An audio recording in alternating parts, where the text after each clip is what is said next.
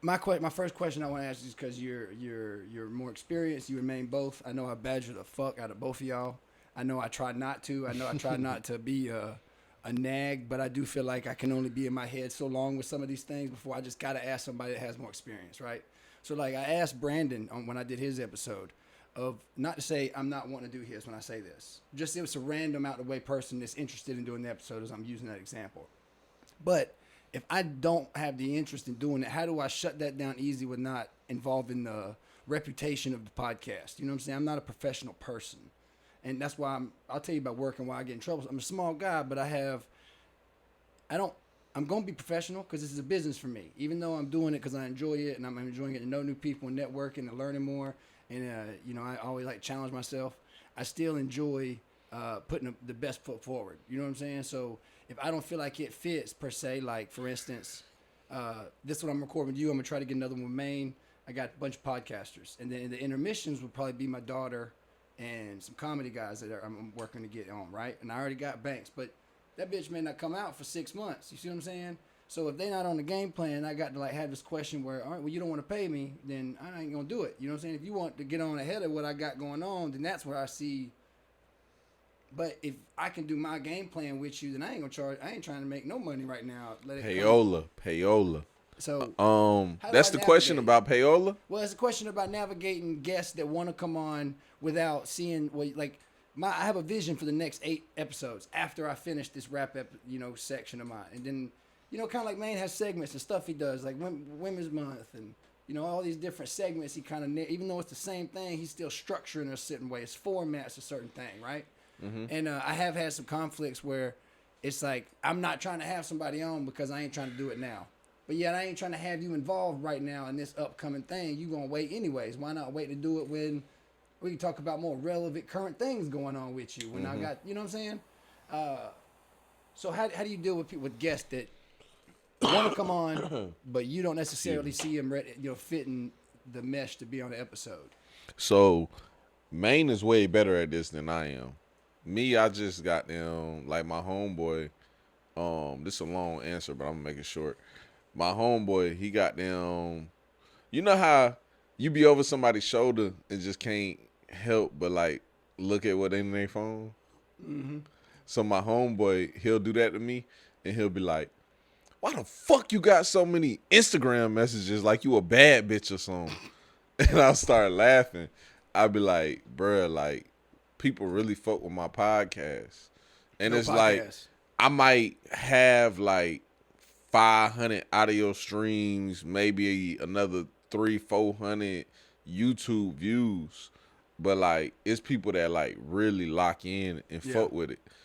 And basically, to make a long story short to you, what I did was, it's a lot of people that rap out here. You do not want to be the rap podcast. I don't. Well, that's another thing why I'm asking, because I see Brandon's done a couple rappers. He's still doing some sofa sessions, and today we got Slim. Sit down with Slims.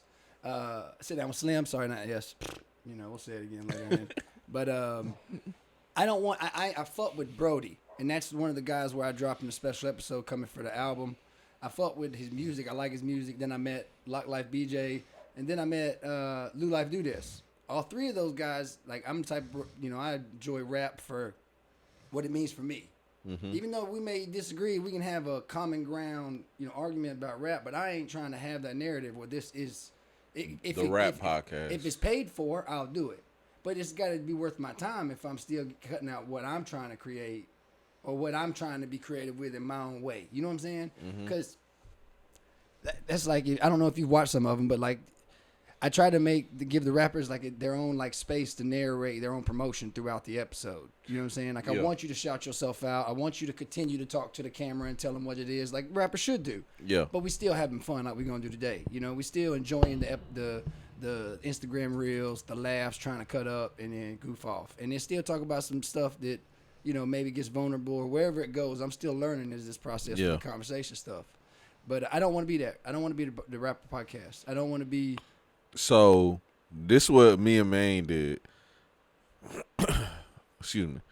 I pretty much pitched the idea to Maine, like, hey, you be having X, Y, and Z rappers hitting you up trying to do podcasts. I be having X, Y, and Z. So we created Main and Slim. And that's how we created Main and Slim. Yeah. So Main and Slim, basically, me and him recorded all the time anyway.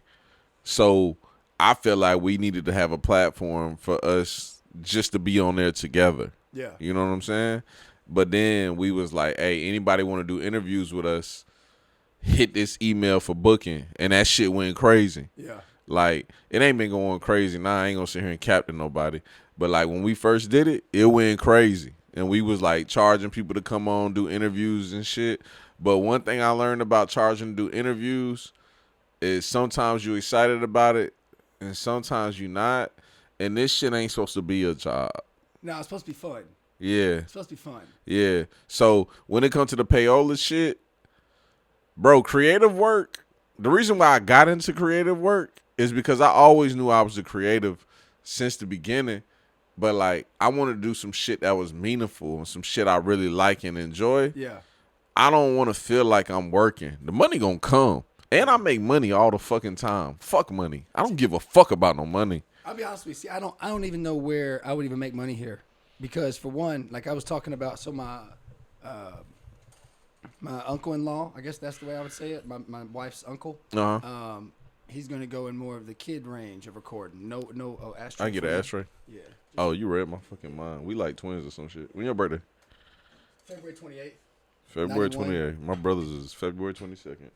Yeah, I only met one other person that was a female, and I took that bitch home, and then it wound up being a crazy bitch for like a couple years. I ain't want to fuck that bitch no more. But My birthday in like 3 weeks. oh, is it? How old you gonna be? 33, 34. 34. So we all threes right now. See, that's what I'm saying. See, this is where. So okay, so I'm gonna tell you something funny though. I knew about Main and Slim before I knew about Main and Slim. I'd met Main. Main's blessed me with some game, a lot of direction. Even just giving me the time of day to like hear me out and like let me speak, because I'm really a crazy white dude that'll say a lot of shit, and my brain goes so far. So when I see talking to Brandon and so forth, you and him are represented as Main and Slim anyways. You know what I'm saying? So then when I'm talking to Main about I see on Facebook y'all done an episode or whatnot, or he's talking about it or something. I think this was a couple months ago, maybe 2 months ago or something. I'm still looking for through yours for Main and Slim episode, and I'm looking through More Than Masters trying to find Main and Slim's episode, and he's like, it's on Main and Slim. I knew he was like, this dumbass cracker. Like, I knew it in my head. Because when I figured it out, I was like, oh, it's Main and Slim is that's title. That's what I got to look up, and I found it. And it was some great episodes. Still is. If you ain't checked them out, check them out. But yeah, I felt like a dumbass. I feel like when some of the things I ask you, I feel very dumb. But it's one of those moments where if I'm figuring my own shit out in my way I want to do it, and I'm not looking for praise more than I am just trying to learn. You know what I'm saying? And how I can help. Bro, believe it or not though, like Main ain't even that kind of person. What? Like a lot of people like. Well, he going through a lot. So to me, I ain't trying to be a badger and cracker when he got a lot of responsibility. Yeah. And but shit on his plate, Main. I'm gonna be honest with you. I ain't never even told him this before. I hope he okay with me saying this, but like, Main probably the strongest person I ever met in my life. Yo, you saying down. that? I see that. Hands down. Yo, I'm telling you. Like I've never met a nigga like him ever before. Like I remember Main had went through a loss, and I texted him because I didn't know what to say, and I was just like, "Hey, bro, you all right?" And he was like, "Yeah, I'm good. Come on, let's record." And I was like, "Whoa, this nigga is strong. Like he different." And like we was kicking it, and he like, of course he told me how he was feeling and what he was going through type shit. You know what I'm saying? Mm-hmm. And I completely like understood what he was going through. But it's just like how he handles shit is just different. It's different from anything I can ever understand. I just ain't met nobody like him. And like people view him as this like kind of not mean, because online he has this personality of like being this super cool nigga. You know what I'm saying? And like, don't get me wrong, he is cool as fuck, but like Main is like a good ass person. Driven. Yeah, I ain't never met people like that. Like, not only does he embody the things that I believe in, he like goes over the top with it, like just like, cause I'm real big on like leadership. I'm big on leadership. I'm big on being punctual. I'm big on all that kind of shit. Like, not only does he have all that shit about him, he he also is the type person that Keep it straight. just like believes in like being a man, just like composing himself and really being Yeah. about what he says he's about. And he's also the most helpful person I ever met in my life. Yeah. You know what I'm saying? Great person. That's why, like, if anybody trying to start a podcast or something, you should always go to Maine. Yo, I think Maine is a genuine person. I think that Maine is a fantastic approach on getting you really in tune with the individual he's interviewing. Can I tell you a quick like story about me and Maine? Yeah. And Maine. Before you do, let's pause real quick. And what you hear, I know you're a little tipsy and whipsy or whatnot, yada. But I want to make sure this sounds good because I done turned the volume down. You was I talking can't about, even hear in my headphones. I know, I turned it down because I'm trying to get that echo out like you was talking about. Yeah. We was louder earlier, but see, I don't. I'm gonna let you work on the sound. All right. Go ahead, then. You tell me the story. Tell me the story about you and Maine. I want to hear Okay. this. Yes, because the more I know, when he comes back on for this, if I can get him on again for the next segment, like we talked about, have him in, another one, a second one, a better one, then it gives me more dough. That's like, I don't like basketball, but I like that Caitlin hoe. I heard that was supposed to get you worked up if we go talking about her. Yeah, we can talk about that. No, we ain't got to. I don't give a fuck about basketball. Tell me about Maine. Tell me about Maine. All right, so Maine, it was a time where I hope Maine okay with me saying this too. If you ain't, well, check first. You said what? Just check first. I'll send it to him and check first. Nah, he cool. But it was a time where Maine was like super into audio, and I was super into video because video podcasting was something new, right? And I was telling him, I was like, hey, bro, like this video shit is gonna be the future. Like, people really fuck with watching videos. Fuck the audio shit. They fuck with watching videos. And he was like, nah, a podcast is an audio file. And I was like, bro, you got to move with the times, bro. I was like, I know, like, you've been doing this shit a long time. Because when I met Maine, he had already been doing podcasts. It was my first year of podcasting. He had already been doing podcasts for like 3-4 years. Yeah. Maybe even 5. I don't know. Cause he a decade in, right? Yeah. He had been podcasting a long ass time. So I had told him like, yeah, da. I had just got into photography and videography. So I was telling Maine like, yeah, I think I'm gonna start doing this shit full time. Like, I'm really on this shit. He helped me financially, like getting into it. And to go deeper than that, with the podcast thing, my podcast started picking up, and like people really start fucking with it. Lights on for that motherfucker, then, huh? Let me find them blinkers. My podcast started picking up, and I had told That's them roller skating ring lights right there. yeah, You know what I'm saying? yeah, the Usher Shout out type to you, shit. man. So my podcast started picking up, and I want to get merch made because I was like, man, I'm gonna just get like 50 shirts made and see what happened. Sold all 50 shirts first day. Damn. And then got down, found somebody else to make the shirts, brought 30, sold all them the first day. But the people I was buying the shirts from did horrible business. Just Bad. horrible business. So I told Maine, it ain't shit to make a t-shirt. I'm gonna start making t-shirts. Well, see, that's the thing. I'm gonna cut this. I like to support Maine. I think that when it comes to what you like, I say this too. I'll probably cut this because I don't like talking about people without knowing them and shit. Because it's just perspective, right? So I told Maine that I really like how you are because you're topical. You're driven on what you come in with a topic. You're ready for that topic. You got some questions or whatever narrative it feels like every episode has got that like what you're trying to narrate and talk through, right? And then like I've watched Danny and Rocket some on Ready to Be Accountable. A little different energy, but still the same thing. Just not always. I felt like not always best quality sometimes, right? Or whatever the case. I think Rocket picked some shit up for me though.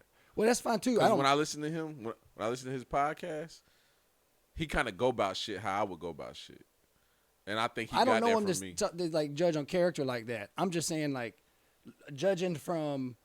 All right, I'm walking in a game. I just got to observe a guy who I can look on YouTube and see how he sets up his editing. I don't know nothing about editing. I can ask what I can ask here, write down, take notes, go back home, get to work, right? So I Correct. feel like I'm trying to prove myself in the sense, not necessarily to you guys, but to myself that I am on track with putting a professional product out, right? And that entails me, gives me confidence to do other things with myself creatively in my business. It makes me feel, like I'm doing. Yeah, that you confidence. overthinking Yeah. it. I'm because I don't know what I'm doing. This is all by the whim. Each new step is a new step. We didn't know what we was doing. Yeah, I You know. overthinking it. I know, but it all comes in time sometimes where like I know I can't have a conversation with a guest the way Maine does. I wouldn't be able to. My brain don't work that way. Okay. You know what I'm saying? Like, and I couldn't stick to Fuck one that topic story I like was you gonna do tell it. you. Basically, the story I was gonna tell you was I started making T-shirts, and Maine was like my biggest investor. Yeah. That was the end of that story. But Oh yeah, I did I'm gonna cut tell something you. off. See what I'm talking about? Go ahead. Nah, you good. I'm gonna tell you a better one. I always had this style of podcasting because I picked it up. A lot of people think like whenever they see a black person podcasting, they think it's like Joe Budden. No. Yeah. Controversial, right? Yeah. They think like you trying to be Joe Budden. No. I always since episode 1 said I want to be the black Joe Rogan. The black conversationalist I involved. love Yeah. Joe Rogan. He's probably my favorite person on the face of this earth besides my mother. I Really? love Joe Rogan. I love him. I mean, I listen to every episode mostly. I love Joe Rogan. See, You know what I'm saying? so this is where I have the issue, right? Like you see, I try to keep myself coordinated, right? And like Yeah. even right now, I'm gonna have to stop this conversation eventually so I can do what I got laid out, just because I know what I'm trying to get out of this, right? But this is what I feel like is what's important. Okay. So you see how organized you are? None of that shit flex though. You look how hard I try, Slim. But listen though, you see how organized you are? Yeah. You think I'm like that? Like when you listen to my episodes, you really think I'm like that? But don't you think I'm like that though. I'm not like that. I That's know my you wife. are. I'm I see working. it. I'm trying I to see get like it. that. I'm nothing like this. I'm trying. Maine will tell you, I don't have shit. Yeah. I don't have nothing written down. But that's what I'm saying though. But that's the thing about I'm just literally slow. But that's how I feel here. Because I'll get off topic where I feel like I produce random talk sometimes, and I talk way too much is one thing I'm realizing I got to stop at.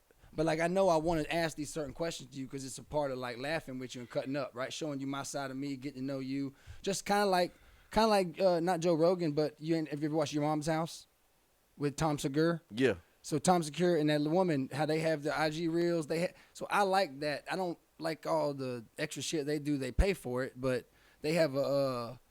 I'm brain farting. What the fuck it's called? Anyway, it's like a pay-per-view live event, like once a month. They do with their subscribers or whatnot. The Patreon, yeah, Patreon. And I got a Patreon. It's a big. I was about to get to. Yeah, we're gonna do that at the end. I wanted to make sure I got all that stuff too because I heard that on the last episode. Picking and prodding what I want to take. Like I think from you, like I'm looking. This is a local person of when it comes to networking with and learning from personally and being able to reach out and attach and have that conversation without an awkwardness of the internet from somebody who don't give a fuck about me in another state. You know what I'm saying? So I lost where I was going with it, but I have this idea of what I want, a format in my head of how I want it to go, and I'm getting there. But I don't think I want to do like what you guys are doing. But I think I'm learning. I can learn a lot from Maine sitting in on podcasts. The more I get to it, the more he allows me to be a part of how he narrates things with what he wants. May not always go as planned, but he has the vision already set. Oh, so let me tell you the main story. Yeah. Sorry, go. So when I first started podcasting, I always had my vision of what I wanted my podcast to be. So when I met Maine, and I was a super fan of Maine podcast. Excuse me, let me not say was. I still am. I am. I watch every single thing Maine puts out. I comment on it. I text him. Like if it's even so deep, I call him. Like the last podcast he put out about mental health. Oh, That's actually one of my like childhood best friends' little brothers on the podcast. fuck. Couldn't ever find his name. I forgot what it was at the beginning, and I never went back to listen. Yeah, What's he his a name? twin. And the twins, they like the younger kids of my childhood best friend. Shout out to my nigga Scooter. That's my dog. And We shout grew out up to what's together. his name, Juanito. Yeah, Juanito. Juanito, I was on the episode we talked about one, and he brought me up a little bit. I think he didn't. I don't even shout and, out nothing. and Tyrell. The other Yeah. guy name is Tyrell. Tyrell. He a twin. It was Tyrell Well, and Tyler. It makes me. That's where it's like I look at that conversation. We talk about how strong Maine is. When I was there talking with Maine and Juanito, right? Juanito, yeah. I admitted that I haven't really lost anybody that mattered. You know what I'm saying? Like yes, I've seen people die. Yes, I've had family members die that were distant and not like, bonded. Yes, I've seen some fucked up shit, but I ain't never really lost. You know what I'm saying? So like I don't know what that feels like, but to hear them talk about that and to listen and like where I work, we'll go. We was talking about work and whatnot earlier and whatnot. I would listen. This is where I listen to Joe Rogan. This is where I listen to the Maine. This is where I listen to you. I don't always get the visual. Sometimes I got to stop work to get off the train car to rewind that bitch to like get a visually to like really understand the conversation sometimes. Yeah, see it. Yeah, I got to see it. I got to stop and do what I'm doing. So and like I was refocus. saying, when feel I you. met Maine, I never viewed myself as being like an interviewer. And I always, I tell people, this is not no disrespect because I would never disrespect Maine because I have a lot of respect for him. I view Maine as like Angie Martinez because when I was young, Angie Martinez was like the interviewer. Like she interviewed all my favorite rappers. And Maine, his skill set and how he has conversations reminds me of Angie Martinez because not only is it comfortable, it flows. It flows really well. Mm-hmm. Really well. Talking about her. So yes. Shit, what radio is that? Fuck. She 105.1. Power. She was on 105. Power. Yeah. Yeah. She had the real famous interview with Nipsey Hussle's wife. I'm having a brain fart. Nunu. What's her name? Yeah, fine lady. Whew. Yeah. Very beautiful woman. But Yeah, I know you. so anyway, long story short, when I met Maine, I just wanted to get in my bag and just be this great interviewer. Yeah. And I did like 100 fucking interviews. And you know what I realized? I'm a really good interviewer. I can interview, but I'm a way better conversationalist. So I let Maine have the interviews. And that's why I wanted us to come together because he's a better interviewer than I ever could be. Yeah. Because Maine's fucking amazing at interviewing. Well, I'm trying amazing. I think that so my whole objective with the podcast is to show myself in a way that in reality, I'll tell you the truth. I am getting, I have abandonment issues, so I'm getting confirmation through rewards of feeling confident by the product I'm putting out that produces acceptance of making sure that I ain't crazy about myself, right? Mm-hmm. That it's funny, that everybody's life's crazy, that I ain't the only one out here with all these wacky stories or can't be amused or can't have fun. And I don't like the whole not saying what I can't say, you know what I'm saying? Mm-hmm. So like, as a personality, I feel like I am different, and I do care about being a father. So I want to use this to grow as a father with talking with men. I want to use this to engage with my daughter. Big King told me you hit him up and told him to tell me to have some kids. Yeah. Yeah. Well, that was crazy. Well, it's like I think that I don't know you that well. I think I want to get to know all of you guys. I think I really would like to get to know Maine a lot better. I have one guy. I have an episode coming out where I kind of break down about my respect from him and how much he built me as a man. May not be the same idea of principles as every man because he's a very stern man, mm-hmm. and he's very not. You know, when tolerate no disrespect. You know what I'm saying? But when it comes to get to know him, he's one of the best dudes I ever known. Very strong, can handle so much, like we say, right? But that's also just. It's different when it comes to socializing with everybody. This dude ain't that social, right? But watching him is like, I definitely would love to have a friendship and learn how to be a better man. When seeing just, I deal with some issues with baby mama shit where I don't do, you know what I'm saying? I want to use these platforms to let other men know it's all right to deal with these problems. And it's more than just about our feelings when it comes to the kids. And, there's a lot more conversation I feel like starting now that I'm starting a podcast about fatherhood. And I don't want it to entail fatherhood, but I want to eventually get to where I have a segment that wraps around fatherhood. You get what I'm saying? And like, I don't want to walk into that half-ass where it's just conversational. I have to work on those. Like with Aaron Kinzer, I talked about my solitude, right? And then a week before Aaron came over here, I got more than the main sweater, right, to represent. I was gonna wear it tonight. I should go in there and get it at some point, but I had a breakdown that night before. You know, let it fall. You know, Verbally. yeah, but I can get. You know what I'm saying? Like you know, I think I have a demon that I deal with sometimes, and if I don't deal with myself throughout the times prior to, before, you know, previous to that, and I don't handle myself accordingly, I let everything bottle up. It's a bad day. I can snap, and not to say it's not needed, but it ain't needed. You know what I'm saying? And if I get to a certain point where the bottle cap has come off, my head begins to foul out like I'm alone, especially if I'm, you know what I'm saying? I got people looking at me like I'm crazy. I'm talking crazy, yada, yada, yada.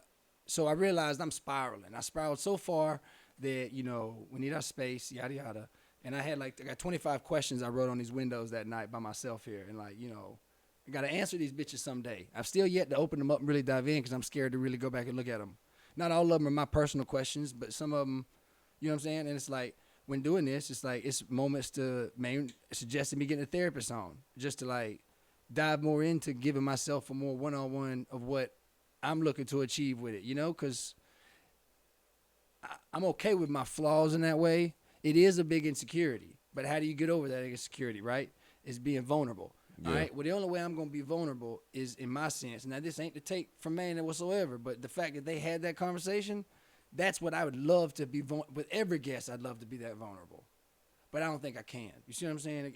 I don't think every guest ready for that. Every guest. No, you can. I'll get there, but I got to work that. You know what I'm saying? It's a lot of practice because my ADHD is a motherfucker, bro. And you got to be for the masses too, so you got to make it engaging. So I just want a segment that makes it like this right here is a good segment, just talking about it, 5-10 minutes. Well, you know, I was just telling somebody earlier because I was in a bar and I cracked a real like lame ass joke, basically talking about people that don't drink, and I was like, I just feel like people that don't drink lame as fuck. I don't drink. You drinking some wine? Well, I If dabble. I dabble. if I invited you to a meeting and I offered you a drink, you would take the drink, Nope. right? Nope. You wouldn't? See, I would think you weird as fuck. That was part of my joke. But I'd been outside front smoking, like, 30 minutes before I was supposed to be there. I think that's even weirder. Why? It's just kind of weird. Well, I'll tell you why. I'll tell you why. I work for the railroad, and when I did work there, one of the things I did when I was younger for my child was spend every dollar on Bud Light and alcohol and party, right? And I believe I was an alcoholic. Well, when shit fit the fan with about to be a daddy, I quit drinking when I realized it was shit had hit the bricks. Because I knew I didn't have no representation of a father. You know what I'm saying? So it was like, what choice you gonna make? So I quit for 3 years, bro. 3 years. And I was still in a bike club and everything, not drinking. I still smoked here and there, whatnot throughout that. But I picked up a drink again and never tasted the same. And then now it's like, it's like, I'll have some fun here and there. I'll drink. And I will, like, I'm going up on stage and, like, I had a 15-minute set. I was supposed Well, to. alcoholism is something different. Huh? Alcoholism is something different if that's what you're speaking on. Well, I was back then. But when I quit for those 3 years, it never tasted the same. So, like I say, I dabble. I may drink. This is my second bottle this year. That's about. So you wouldn't have a beer with somebody in a business meeting? No. I think that's weird. No, because for one, it's like, how far do I know you to? I'm not going to do that with nobody that I'm just knowing neither, or like I'm not comfortable with my surroundings. Like, if it wasn't for 8-9 comedians that I knew from last year, I wouldn't drink my little shot before I'm nervous because of the crowd last Tuesday night. Well, there was to Cedric at Pedal Pub. Shout out to Cedric, my favorite comedian in the city. Tuesday nights, Pedal Pub, 8 o'clock. They hired him to do stand-up at my homeboy's dad's 50th birthday, and he fucking killed it. He's funny as fuck. Literally murdered it. I never seen nobody control a room in person how he controlled the room. It was older folks, and it's like he literally on the spot tailored his whole bit to the people there with him. And like, famous comedians probably can do it and have done it, but they at a whole nother level, right? Yeah. So Cedric's fucking amazing. Well, he gets a lot of game, man. We know what last year's competition was great. Great fucking person too. I think he is, and that's Great another dude. fucking person. That's the only bad part about networking, man. It's like I want to know the individual I'm trying to like network with. I don't want to just do it for the business all the time. You know what I'm saying? Because like I don't mind. Like I was saying, my solitude. This is the fucked up part about it. What I broke down is I don't mind being by myself, Slim. I don't mind it. I don't mind it at all. But at the same time, if I get to a point where my head tells me I'm by myself, I'm a whole different person. You know what I'm saying? But I've met so many amazing people just getting out networking, doing the comedy, doing this podcast. I just talked to a barber today, trying to see if I can rent out his barbershop for an episode for something maybe in the future of like trying to set something up. So I don't know. I'm just trying to work. You know what I'm saying? I'm trying to be creative. That's like, while you here, before we do these reels, I want to ask you this. Would you be willing to be a part of an episode for an individual as a skit version of an episode since you're a podcaster? What are we talking? Me and Maine both know the guy. I work with, shout out to the Carters, Chandra and Bruce Carter. Bruce is a fitness trainer over in Northwest Footage Road in Augusta. And I want to do an episode with him of like, the best example I could say is Saturday Night Live. But his character is fucking Major Payne. Like if you look at it from, I love that fucking movie. Right. So it's like we all 30, like I want to get Maine involved too. I want to get as much help as I can production wise to where it ain't got to be perfect. You know what I'm saying? But I want to pick some scenes that he's comfortable like just being a part of visually, and then us having like, I don't want to do the dress scene, but I think like a visual effect, like I was thinking about, when he waters them and their heads in the ground, we could I could make a stilt and have a visual box where we could put some dirt in it so we ain't all getting dirty. You know what I'm saying? And make that, I feel like, in some form of fashion and like redo. I forgot about the dress shit. You see what I'm saying? I ain't gonna do. I don't mind doing it. My stepdad was a drill sergeant growing up. I don't know enough to do, but I like some way to do skit form to trying to. We're peeking towards his character of being Major Payne, and the people. If I can get podcasters involved, I'm trying to save up for a budget now for it. I don't know what I even need to look forward to, but I know EJ I talked to about paying him to come over and be a part of it, but it's like, I want the funny, we want the engagement, but like we are conversationalists. It's about that interaction where he can be himself and like tell us some exercises of running or whatever kind of skit come up with. I got to brainstorm more about it, but I don't really know. I just got the idea, you know what I'm saying? And I'm stuck, but I'll figure it out. But when I do, yeah, if you want to be a part of it, you talking about Slim, we can get Slim. EJ, it's funny you say EJ. EJ one of the people too where I don't know. Oh, you fuck with EJ, that's right. You want to do something with EJ while you talking about him? Keep talking about him. Go ahead. I got you. Bro, I really fuck with EJ. This gonna sound weird, and EJ, I hope you don't take this as the wrong way because I fuck with you, bro. But EJ reminds me of She's Fine. She's real fine. Oh. The third girl on your Facebook. I like her a lot. I never said that. She was in the studio and I ain't say nothing. but EJ, he reminds me of the little voice in my head. What you mean? Oh, yeah. Like on your shoulder talking to you. Yeah. EJ reminds me of that because the type shit he says, the type shit he's passionate about, is shit that I think about that I would never say. Because I pride myself in being a very humble person. But I would never say the type of shit EJ says. And that's why I be on his neck about the shit he say. Like, one of his recent posts, I said something under it about how, bro, you don't be goddamn appreciating the supporters. And it's because I really do feel like he don't appreciate the supporters like he should. Well, okay. I think everybody handles that differently, though. Mm-hmm.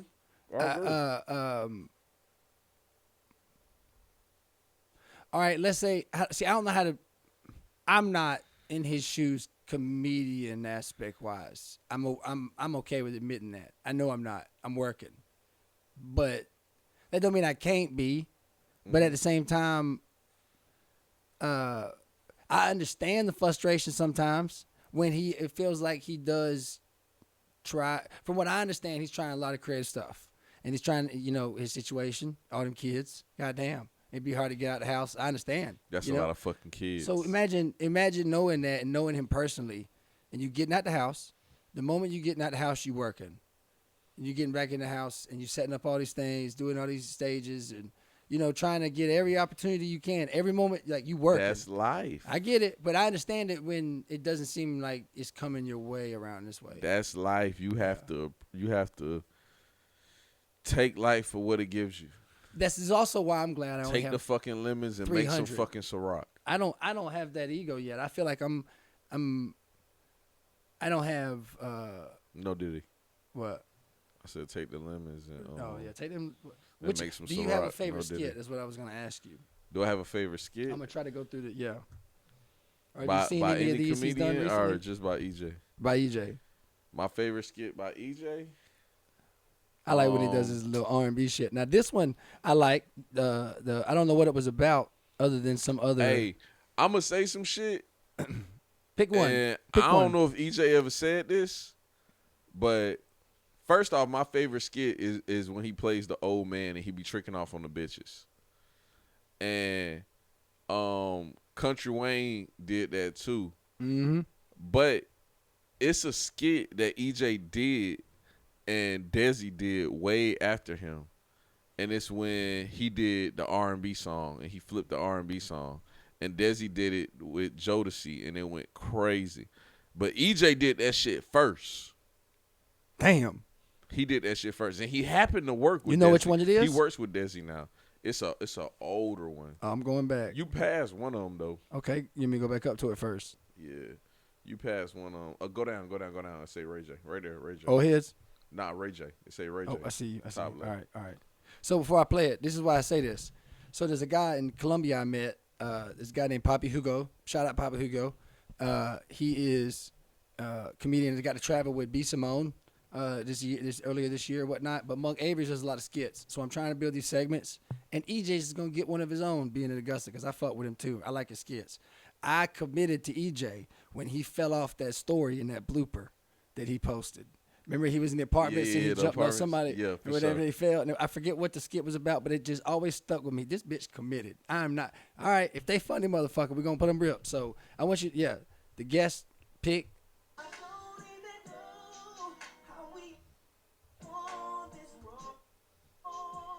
All right, sorry.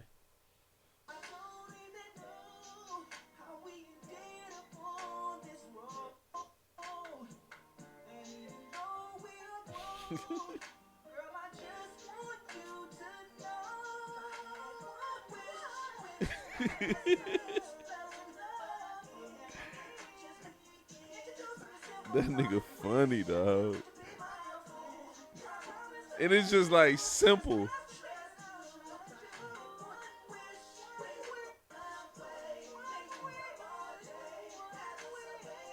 And it's funny because like you ever seen Ray J One Wish video? I ain't gonna. Look, I got a memory. I ain't gonna be able to remember that. That's the bad thing Bro. about getting like questioned with my black card. Sometimes I don't get it always right because I got a horrible fucking memory.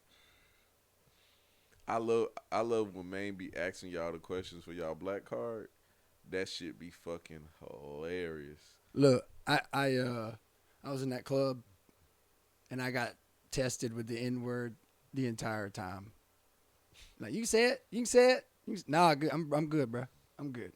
So I don't know. It's like you can't. It just depends on what question you get asked about the culture. That you're like, I don't need to answer that. Nah, see, Maine do it funny. Like, what year did Cash Money take over? I don't know. See what I'm saying? You ain't got a black card. Yeah, but I ain't got no ego about that. Some dudes would try and make it and like prove a point. You know where that come from though? Like, so it'll be a question like, what year did Cash Money take over? And it's because Juvenile backed that ass up. Cash Money taking over for the. See, that's down to a lyrical verse. I ain't gonna be able to pick that out. It's the beginning of the song. I don't even remember the song right now offhand. For the 9/9/2000. Nope, I wouldn't be able to say that. All right, what time did Usher? I already know that 7:00. See what I'm saying? Yeah, but that's You still ain't got your black card because you ain't know what okay, year but it's like so. That's like I was thinking about on my run. On my run, I listened to like some high school Nelly and shit like that. Like Nelly was mine. Like the South was really my focal point. But at the same time, I met Nelly and said some lame ass shit to Nelly. Did you? Yeah, he asked. You know he got his girl back. Yeah, I feel like Nelly. I used to love her until he got her. Shit. Look, that woman in there, bro. I met her in high school for in and out of maybe a quarter, 3/4 of a year. And I didn't get to know her, but maybe 2 weeks. And here I am. And then this bitch want to say the guy she married was his high school sweetheart first. No, I was there just because I wasn't there for those 2 weeks. I'm there now, and I'm holding these pieces together, right? Yeah. I'm taking that pride. You know, just because I didn't get the fucking Suave and Dave, I still got the prize at the end of the day, right? Yeah. And that's what happened with Nelly. Don't talk no shit. Nelly got his girl, bro. I'm happy for Nelly. Ain't they pregnant? I think she's pregnant. I think that's what I saw. That's why I'm saying that, bro. I feel like Nelly. That's why I listened to it that day. I was like, I'm happy. I'm happy for him. But like, I like Plies. Shout out to Nelly. And you like Plies. I like Plies. I like Plies a lot. I like Plies. I have listened. I grew up on Plies. Well, I ain't gonna say I grew up because I had to listen to a lot of country for a long time. Plies came out. I was like 16, 17. I like literally grew up. Plies and Webby was like my soundtracks. Well, see, I heard Fireman Lil Wayne from a jail cell, and the TV was up in the middle of the thing, pointing it all the cell. Yeah, but like I still can't remember half that. Like I have to hear a shit because now I listen to such old music. I got record collections, and like I try to vibe out more and not be so.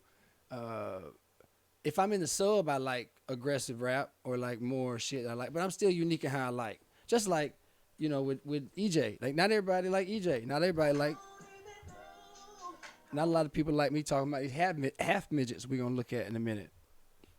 Half midgets. Half midgets. Is that politically correct? That's what I call them.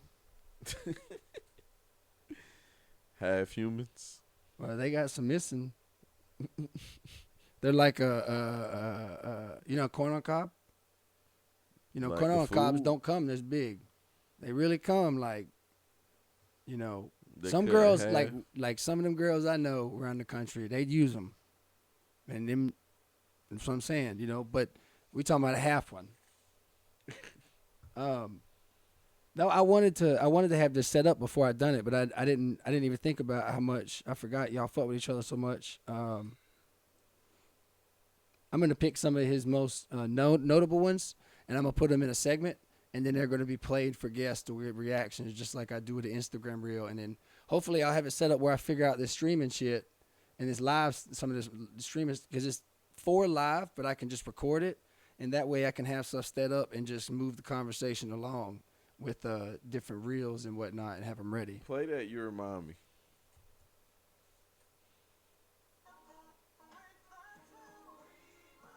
Yeah, I remember this one. This was.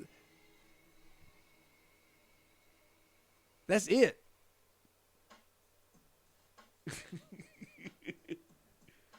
You. But this is, you know, this I remember this. You. What was it? It's the music video where he's in the rain, right? He's in the real rain. You. That nigga can't even do it.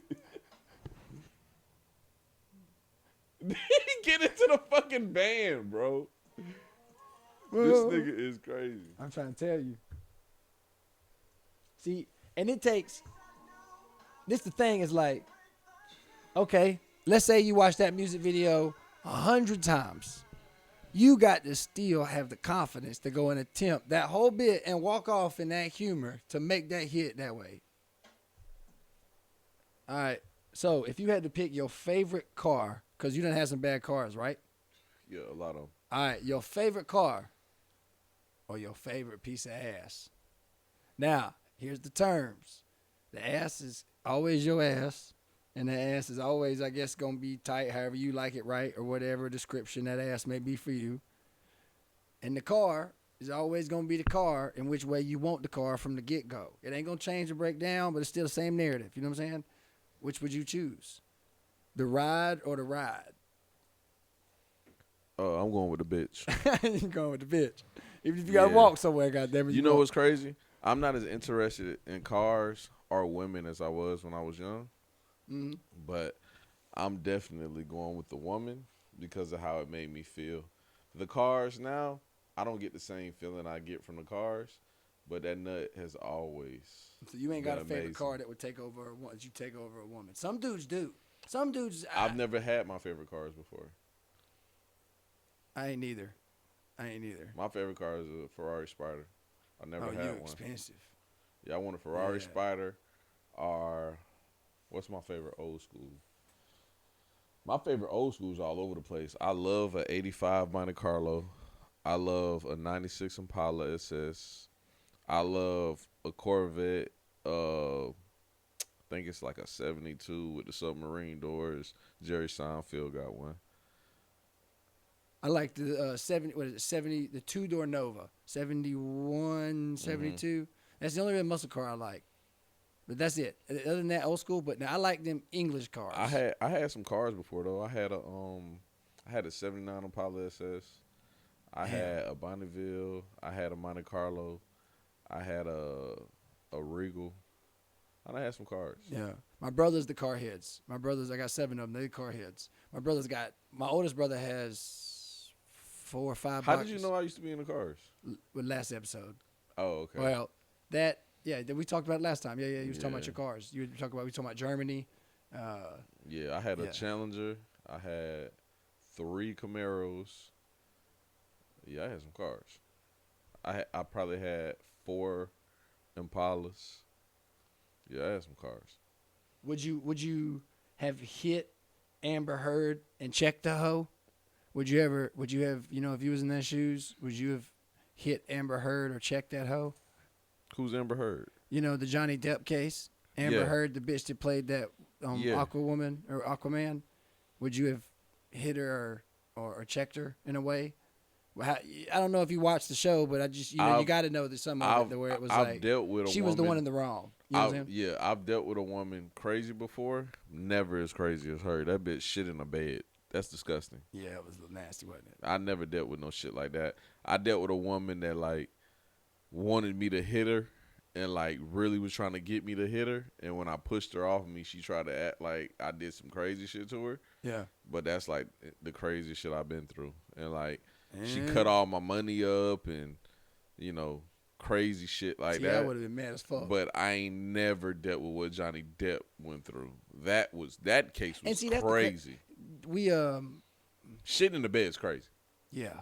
You got to be fucked up for that. And she was like, I don't understand. He cut himself and wrote blood on the mirror. I don't give a fuck. You shit in the bed. Well, see, that whole thing was like, why didn't they switch the narrative? I don't know if you kept up with it. I only knew my focus I watched the whole case. They was like, they was trying to bring up some of Johnny's like drug usage and shit like that, and like alcohol. I don't give a fuck about nobody drinking and doing coke. Though, if you shit the bed, you had to have something on you. Why ain't that angle switched on to her? Bro, I never knew it. But, bro, we live. Hey, I couldn't help myself with that. I'd have slapped her or something. I'd have got locked up.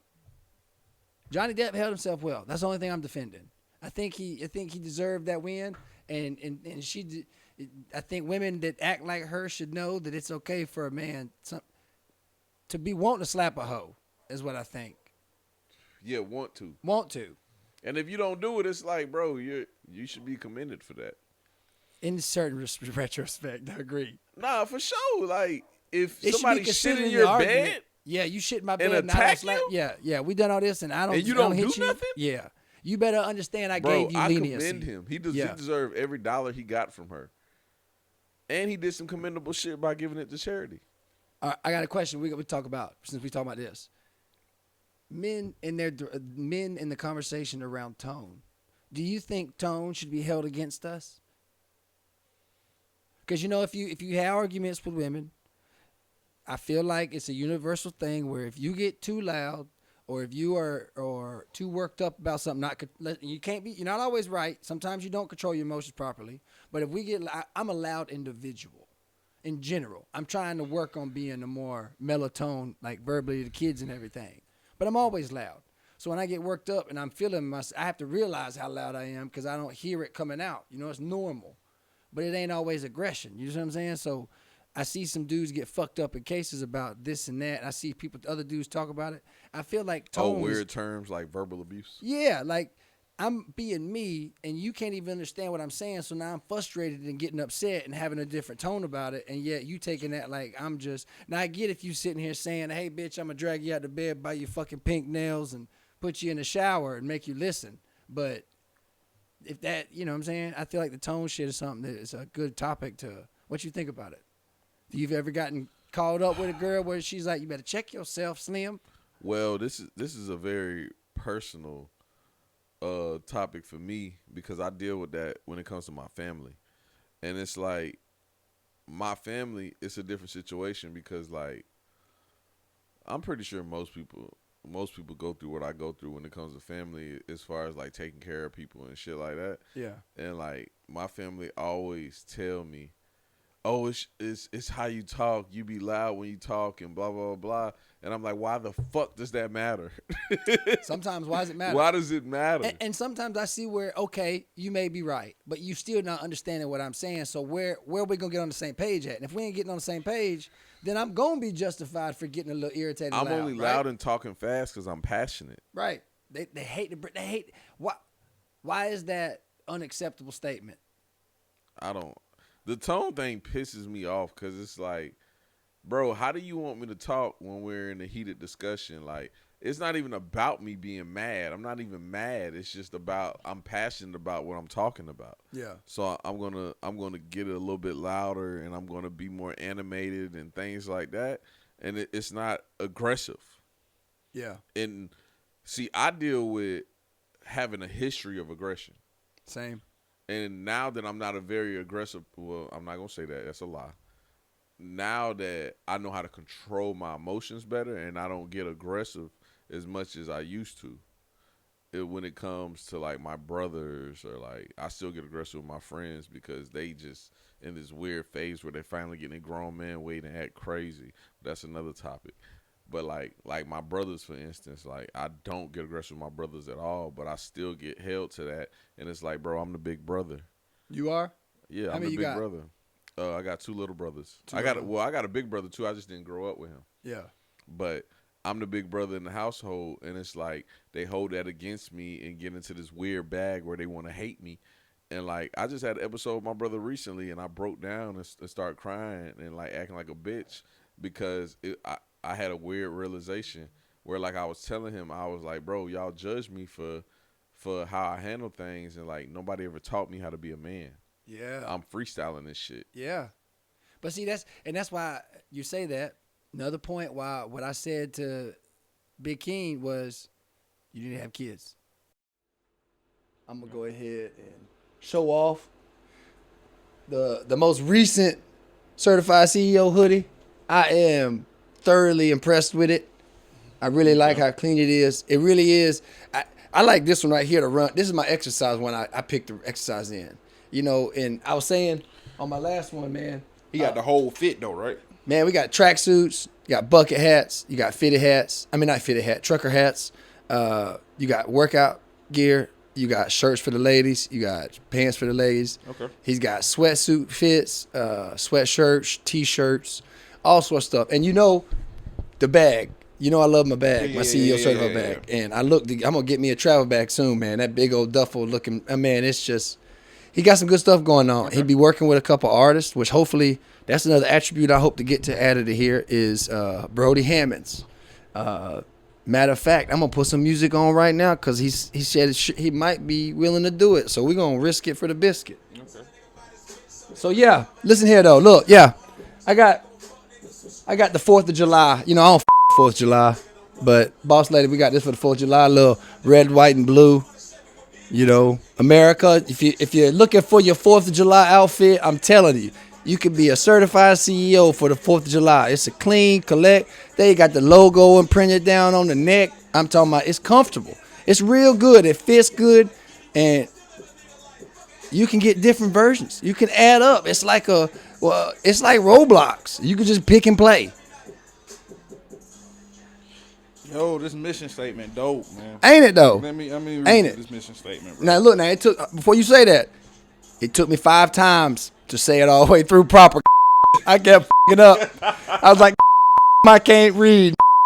Yeah, All right, oh yeah. Certified CEO clothing was created to fit and mold anyone with a true desire to be successful and chase their dreams. The CEO in the brand stands for consistency, effort, opportunity. Therefore, anyone who believes in this concept and applies them to their everyday life can be certified CEO in their own right.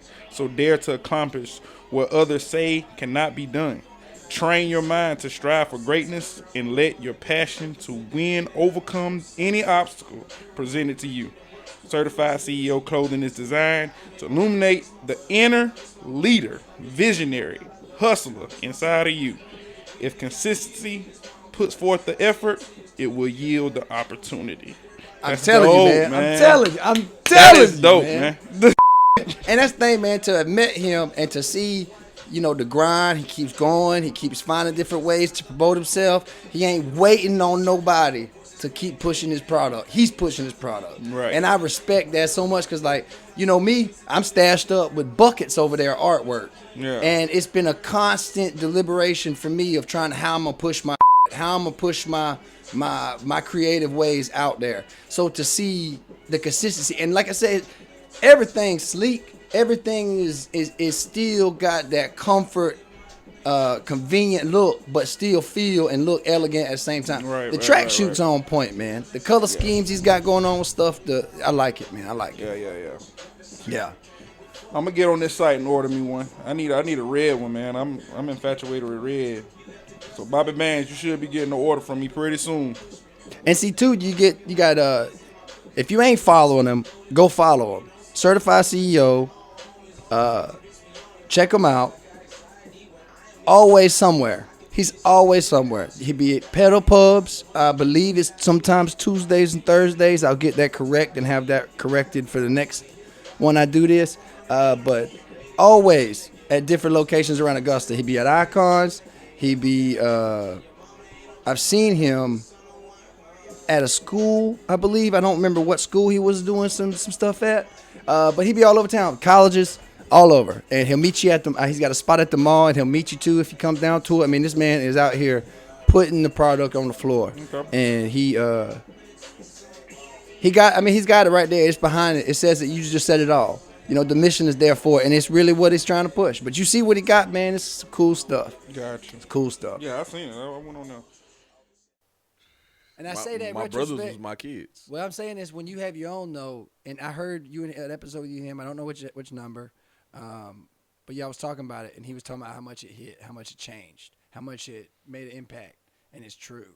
Well, I be on Big Keen about his interaction with his son because I feel like he be kind of hard sometimes, but his reasonings for being hard, I understand. But at the same time, I just told my homeboy this about his girlfriend because today's his girlfriend's birthday. Happy birthday to her. But I was telling him, I was like, bro, you got more patience than that. And he was like, I don't, Slim. And I was like, bro, you do.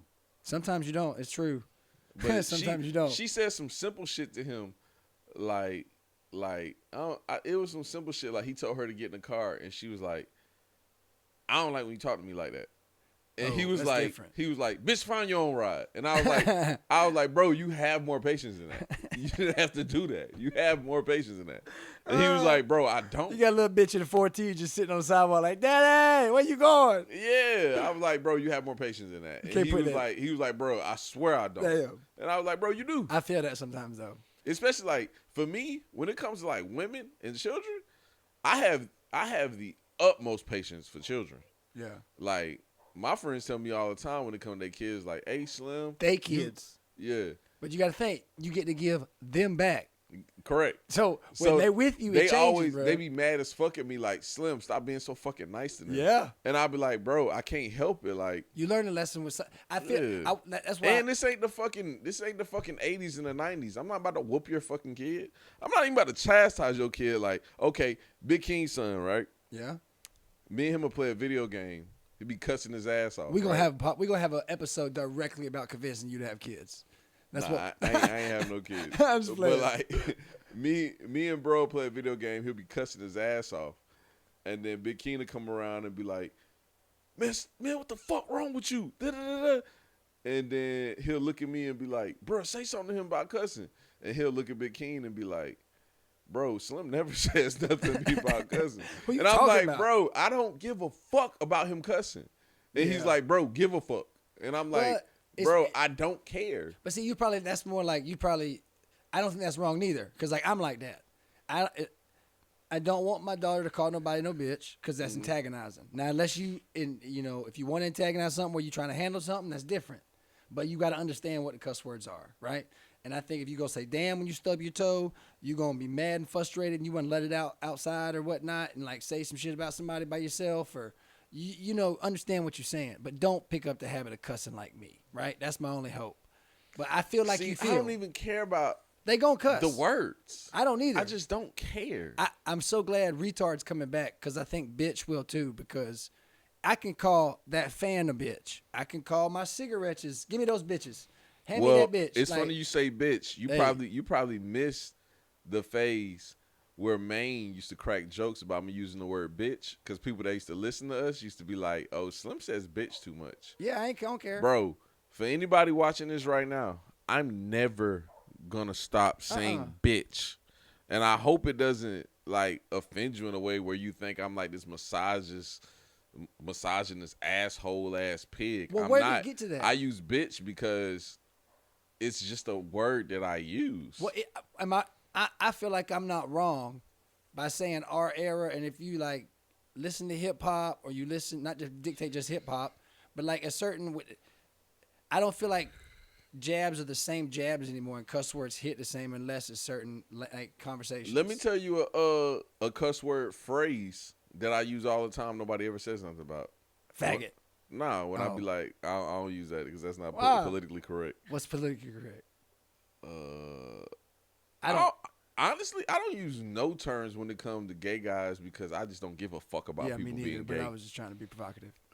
I was just trying. But like the phrase that I use all the time is bitch ass nigga, and nobody ever says nothing. Like when I can't go say on that. my rants about like, oh, that's a bitch ass nigga, like da da da da. Nobody says nothing. But when I be like, I refer to a woman as my bitch, people be like, why do you say that? Like that's like, ugh. Why do you? And it's like, bro. Look, my wife. This is why I know I'm okay with it. And even on stage, I have to minimize my stage presence with it because it will offend the crowd. I realize that. And there are times where I know, oh, my set went really bad because I said bitch 5 times instead of 2, right? Yeah. But I'm going to look this up too because I want to go off to this next. But nonetheless, I do feel like there was a time in songs, a time in hip hop where it was okay to talk bitch, call a dude a bitch, this, that, and the third, and bitch was a part of vocabulary culture, is what I'm saying. Uh-huh. Now, just because it's not there anymore, I feel like this moving on from shit and changing what the rules are all the time. No, those are your rules now. I still abide by somewhat of a structure in which I'm comfortable in, right? And I'm going to talk how I talk. Because if I call you something that apparently is too more, faggot, I'm going to bleep them out, but shit like that. Because I had this one dude at Kimberly and Clark, which now I can say what the fuck I want because the NDA's passed over. And you just lost the contract today, I found out, so suck a dick. But they gave and paid a woman to transition into a man. Now, they come back. Yeah, pay. I got to pay for a vasectomy if I want to stop, letting water hose out. Like, I got to pay out of pocket and still take time out of my vacation. You can get paid, FMLA, and everything to get transitioned over, right? Interesting. So you come back. You think I'm not going to ask no questions? Hey, bitch, come here. Just because you got some pussy patch on your face don't mean you a man yet.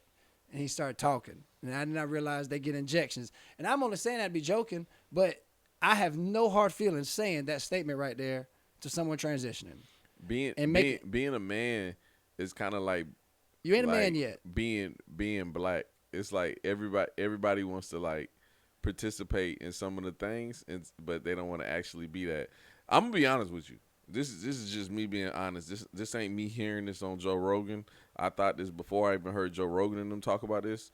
The hardest thing I think today to be in America is a fucking heterosexual white male. I ain't going to agree to it or deny. That is the hardest thing. Like us as black people, things are getting a little bit easier for us. Especially like I say this all the time about racism. Racism is just somebody calling you the fucking hard ER. I don't really give a fuck about that shit. Racism is like not allowing me to have the same education and like not allowing me to live places where everybody else is able to live. Those things are actually getting better now. I'm not saying they're correct. They're getting better. But the attack that people give on heterosexual white men is fucking crazy. Like I heard a podcast one time with two white ladies, and they was like, bro, I'm tired of fucking hearing what the fuck straight white men have to say. And I'm like, bitch, why? So because this person is heterosexual, white, and a male, you don't want to hear shit that they have to say. That's fucking weird. I wouldn't even acknowledge it because I'm just in the boat I'm in. Yeah. But that's like for us saying, if I know a bitch wants 9 inches and I'm supposed to go over there and impress her, and then the moment we walk out the door, I'm still supposed to uphold what she wants. I'm not going to succeed. So I'm not going to attempt to fuck with that bitch. No offense. Oh, yeah. I tell bitches all the time, I ain't Big Dick Willie. Well, too many electric fences.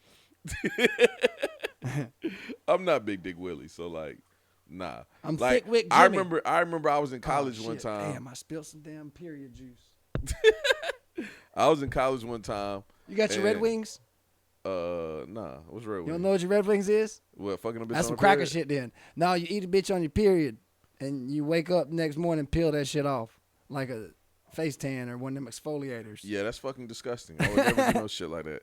Bro, believe it or not, I only ate one bitch out my whole fucking life. I ate one bitch out my whole life. One? Mm-hmm. Man, I ate more bitches pussy than I got head in my life. What you talking disgusting. About? I've had, like I told you earlier, that ain't no lie, Slim. If I can't pick her up on my shoulders and eat her pussy while her hand touched the ceilings in the shower, I ain't fucking her. I got rules to be in a hoe, and I abided by my rules to be in a hoe. I'll fuck a bitch. Now, I've had some thick girls that I have crossed my lawn at, but I realized, who's this fun for? It's fun for you, motherfucker. I still got to work twice as hard, and then I got to walk out this bitch with a pulled muscle. Eating pussy is some intimate shit. Easy. It's intimate, though. Well, it's very intimate. That's what's why your I've goal? only done it with one person. What's your goal? I'm not a very intimate person, period. You trying to make that pussy quiver? Huh? Nah. No? I'm not an over-sexual person either. Sex ain't big on my list. Well, it ain't. Sex ain't big on my list. I think I heard you talking about your podcast about it ain't a big a deal. As you grow, it ain't as important. It ain't. I think it is matter about yourself being intimate with a partner or someone that makes you feel fulfilled. You know what I'm saying? And as long as you feel fulfilled, I think that's most important. Because I found a lot more thrill realizing getting away. I think I have more of a porn addiction. I can watch some porn too long and like go too many days without me and too. be like, yo, babe, I don't want to keep looking at these bitches. We got to do something. And if we don't, I start feeling some type of way because it's like, that ain't the girl I want to keep looking at. I ain't deep in my porn addiction like that. Oh, like, yeah. I was deep in my porn addiction when I was a kid because I just watched it and start over-sexualizing women. But, like, I'm at the porn addiction where when I find some shit I like online, I keep watching it. And it's, like, just a mental thing. It's not, like, even all the way sexual with me. Because, like I told you, I'm not a very over-sexual person. Like, sex feels like a job to me most of the time. Why? Whoa, what you talking about, bro? Sex is like a thing where, like, I just told Big King some crazy shit, and he was like, bro, it's not that I can't relate to what you said. It's just that it was some crazy shit to say. I told him, I said, sometimes I feel like I be busy and I feel like it's too much fluid in my body and I just got to release this fluid out of my body. Like, Yeah. I start feeling it. Like, you know how you drink too much water? Yeah. And, like, No, you but feel yeah. the water in you? Oh, that That's gushing how it shit? is. Yeah, Yeah. that's how I feel with, like, the nut in my body. It's like, You I saying got to your get nuts this be shit just the fuck out of beating here. the walls. You got to get them the fuck out. I got to get this shit the fuck out of here. And, like, I get it out of there, and I'm just good. I But you gotta ain't worry trying to. about So shit. let me ask you this: you ain't trying to make her bust at least 2 out of 3 times you fuck her, not you. I've done it before, but that's not The my goal. big 2 out of 3. It's not my goal. If I could do it every time twice, that's my goal. I never go into sex with that being my goal because I never even feel like you can like women require a lot to satisfy them. Well, yes, but like I say, that, like it's a strong. That's strong to do. Devin, shout out Devin Burke. You know, we got different numbers, right? We had different hoe phases, but both for like in minimal amount of years. You get what I'm saying? Mm-hmm. I feel like it's at a point where I'm glad I got where I got. I'm blessed with the woman I get to be intimate with. You know what I'm saying? Like we have a lot of fun. We get to experience yada yada.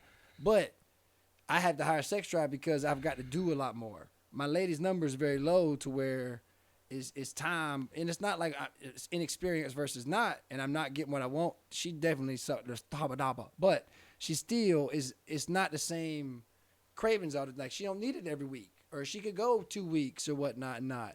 But I don't get shamed for whatever I want. You know what I'm saying? And like it's a mutual love there when we have that chemistry with it. You know what I'm saying? Yeah, I enjoy 35 minutes of pounding and playing, not just dangling. Yeah, I don't think I enjoy the act as much as a normal person. Got to, bro. I don't know. This how you supposed to eat pussy though. Listen, man. This how you supposed to eat pussy. This is a great lesson from the crackers of the Stone Mountain Pussy Land. Okay? The Caucasus Mountains. The Caucasus. They roll your tongue like a cactus poking it. I probably suck at eating pussy. There is a technique. Bruh, I'm going to tell you how bad I am. I have listened to podcasts about how women want to be played with. Just to improve my game for whoever it is I settle with of how I can do a better job.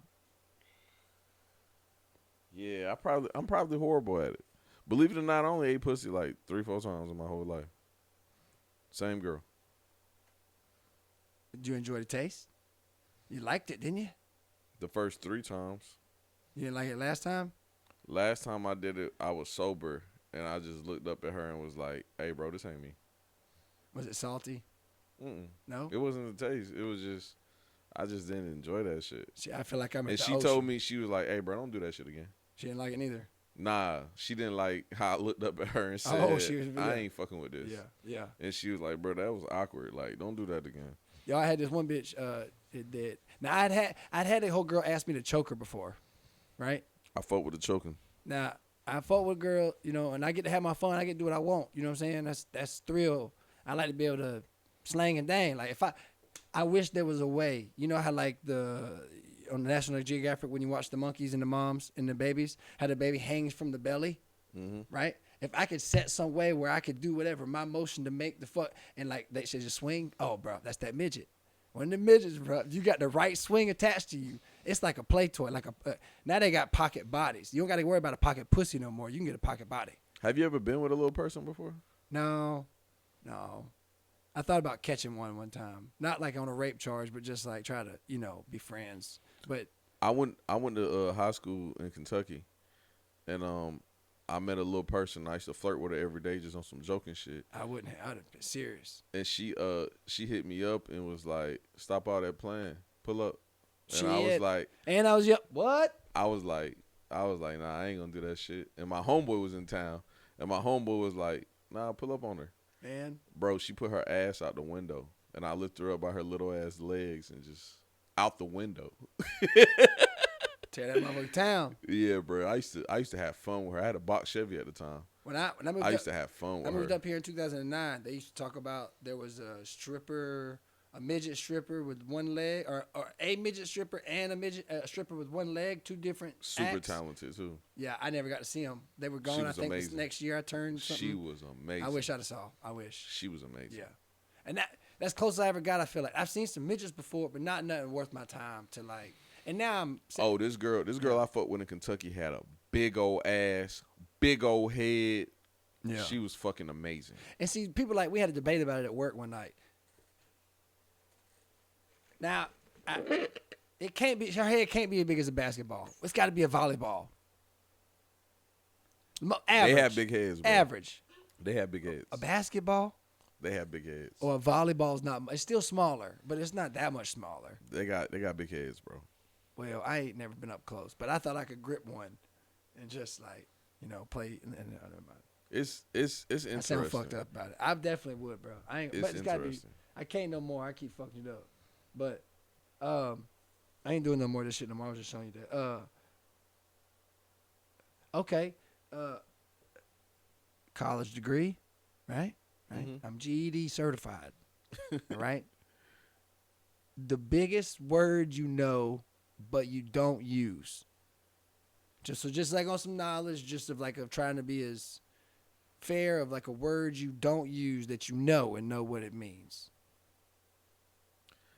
I really don't know. I have this thing. Me and Big King talked about it when we was in college. I have this thing where I used to use big words all the time, and I noticed that like it offended people.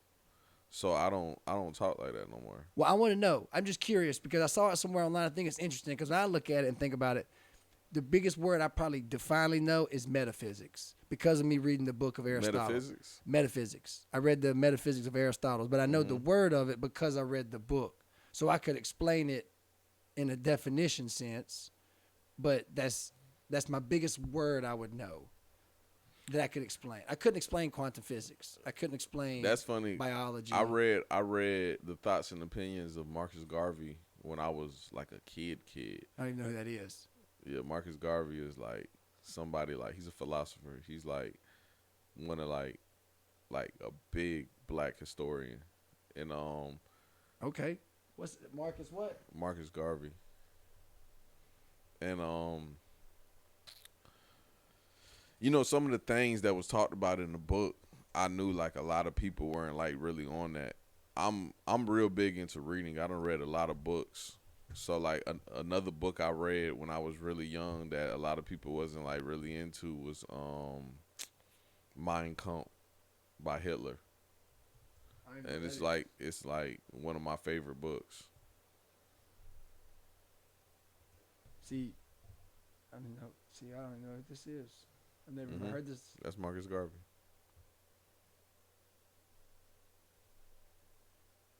All right. So you like all that philosophy shit? Mm-hmm. See, I do too. I try to take when I have the time to really focus on it and like read it.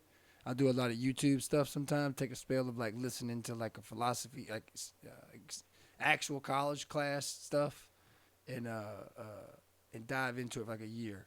There's another book I have by a Chinese monk that talks about a practice in therapy and hypnosis that connects our imagery in our dreams to our subconscious mind. Mm-hmm. And I watched a lot of.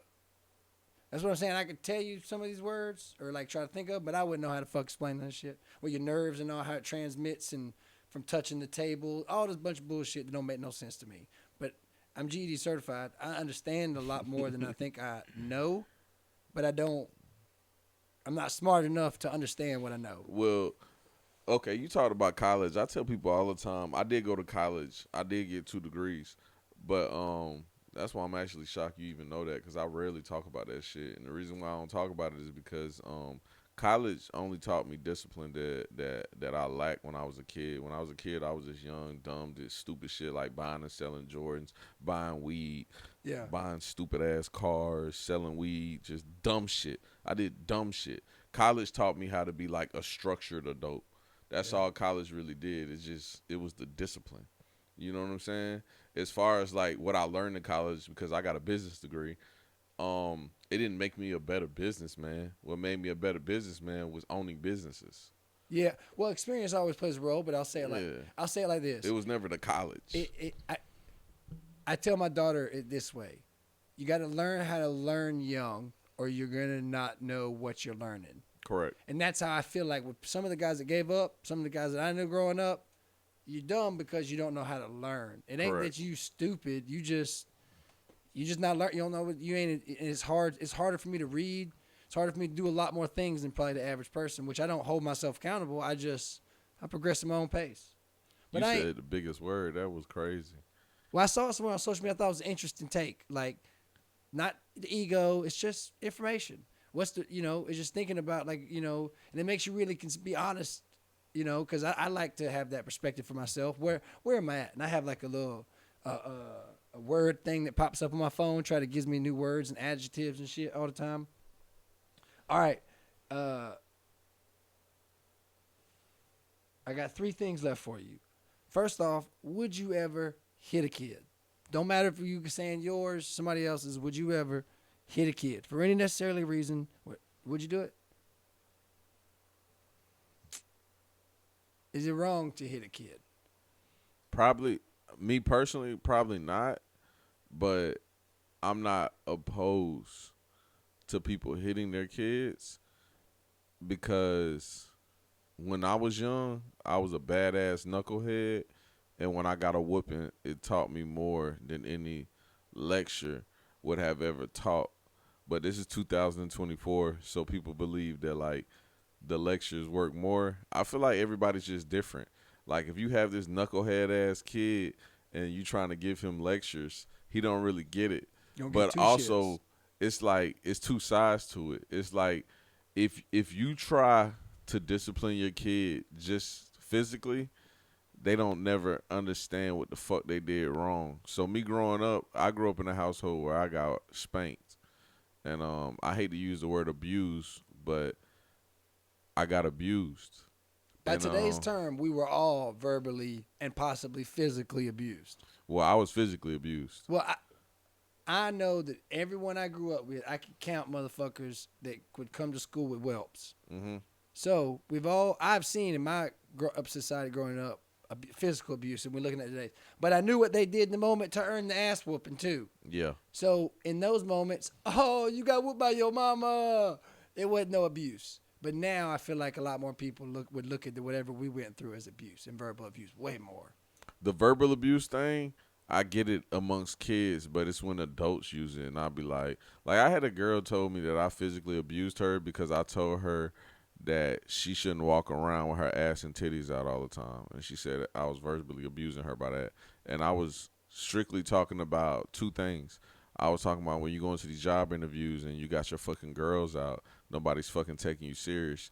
And when you're going out on a day-to-day and you got your fucking girls out and your ass out, you're always drunk, you're belligerent, you're acting crazy. No man wants to fucking be with you. And your ultimate goal in life is to get a man. And for if this there is one, specific he ain't person. the right one. Yeah, nobody's ever going to take you serious when you're looking like that. Well, I think That's if not you verbal respect abuse. yourself, though. I think if you respect yourself, you can do it. But if you got to show that respect. Like my daughter, I get it nowadays. They wear shorts are shorter. It don't matter what I fucking buy from Old Navy, Target, Walmart. Shorts are shorter for Correct. the girls. So I'm uncomfortable with every fucking outfit sometimes because she's so tall and lanky. But as long as she respects herself, if she gets big titties like her mama, her biological mama, then so be it. But you better not let no man, and you better not show yourself in a way or be in places or be acting like that. You better be going to the goddamn grocery store and back because you don't want to change real quick. Yeah. Or you better be hitting CVS up in the drive-thru because you forgot to get your birth control. Yeah. Shit like that. You ain't out. You know what I'm saying? So, yeah, I agree. I told somebody that recently because I just shot a reality show recently, and I was like, bro, I'm just tired of looking at naked women. I'm just fucking tired. Saying that, 3 facts you hate. That could count. Oh, I really do hate people that don't. Nah, fuck that. I'm gonna say the real shit. I hate motherfuckers that don't like. Excuse me, not even don't like. Let me rephrase all of this. Listen, let me start from the beginning. I hate motherfuckers that try to use words that has nothing to do with what's going on. Like, do not call me an insecure man because I don't want to deal with a woman that's always naked.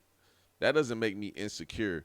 And it's not even about preferences. It's about me wanting someone that has enough respect for themselves to not walk out the door butt ass naked all the time. Well, and as you want more conservative woman. Yeah. That's it. Because I'm a conservative person. That's all it boils down to. Yeah. I don't think that's unjustified. Preferences are preferences. So I make a joke on stage about how my old lady, I hope she never, leaves me, because if it wasn't for if the right black woman come around, I'd have tied one down, and she better be lucky. You know what I'm saying? Because I tried my hardest to find one, and she never came, and it wound up being what it is. But if I could, but I would have. I'd have tied, man. What? But I don't know. That's something I don't understand either. Is I never really. I had a couple, but that's a weird thing to be a part of if you're insecure about it. Not, I ain't judging you, just the situation. But I see how the angle would be played. It's just one of the things where I don't think some people look at, they might not see what conservative is. Yeah. They might not even realize that limit or where that draws a different line. So look, I appreciate you sitting on with me. I know you just done a reality show. You just brought it up. Is that coming out? This probably gonna drop. I think maybe in a month. I think it's coming out this summer. It'll probably come out same time it's come out. So if you have the information, I'll put it in a link, whatnot. We'll throw it in the bottom or whatnot if it's there to be there by now when y'all watching. What else you got available for people if they were interested? Photos, video recording. I know I sent you something today. I got a lot going on. I do photography, videography, shots with Slim. You can go to Instagram and go to my link. It's Shots with Slim. My podcast, Sit Downs with Slim. Slim Wildin' Again on Instagram. What else I got going on? I make T-shirts. Working on the website right now. I got some orders I need to do right now. I had closed shop for a little while because I started an Airbnb and was working on that. But now that's done and up and running, everything good. I'm back making T-shirts. And I got a Patreon, patreon.com/sitdownslim. Real good content on there. Yeah. I'm a podcaster, photographer, everything. What is it? Pack of cigarettes? Pack of cigarettes, what? Gallon of gas? The cost. The cost of what? The Patreon. The cost of the Patreon is cheaper than any meal from a fast food restaurant. It's like $5. $5. Yeah. Man, you can get a good pack to listen to for $5. Yeah. Come on. Check them out. Check them out. Check them out. Real good. And it's some good content. And I say again, it's the shit that I don't talk about on the podcast that's on the Patreon. I don't know if I got time. I'm trying to beat this battery. It's on 1, so I don't know when it's gonna go. And if it goes, that's gonna go. But I'm gonna look this up real quick. Did you see Charlamagne's? You like Charlamagne? I used to fuck with Charlamagne. I No more. Charlamagne. I don't fuck with Charlamagne no more because he's too PC. I hate PC people. You like Andrew? I don't think Andrew's PC. Well, at all. You like Flagrant? I love Flagrant. I don't think it's PC at all. I never want you to know. I'm thinking about cutting my Tommy Archer off my title and just do Palette Podcast. But I only did Tommy Archer because of Flagrant, not because of Sit Downs with Slims. I wanted to tell you that in person, so you never felt like I was like trying to overpose something like taking that. No, I would never do that. How he done it, I'm changing my name, so I'm using it to brand myself differently because my new name will be Tommy Archer. But I think I'm still gonna cut it to just Palette Podcast eventually. But it's because of Flagrant, where he does with Andrew Soch and Akash. That's why. So, the beef episode y'all just dropped, fantastic. Thank you. I've watched a lot of controversy. I have been behind on catching up with, like, getting in tune with listening to them in a conscious space to hear every lyric. But the breakdown of, and the songs that I did hear and did enjoy, y'all broke it down to different point of views than I heard over social media. And I really thoroughly enjoyed the group session approach and how all of you had your own. It was good. I really thoroughly enjoyed it. And that was on yours or Main with Slims? It was on mine. It was on yours. So, Sit Downs with Slims. It's about the beef. Now, not like us. I can't talk about this, but yet I'm going to talk about it. Do you think light skinned guys should not do the whole N word no more? No. You know what this is? This is a memo. This is a memo for any light-skinned person who did not receive it. I would accept it. I'd put it in a picture frame.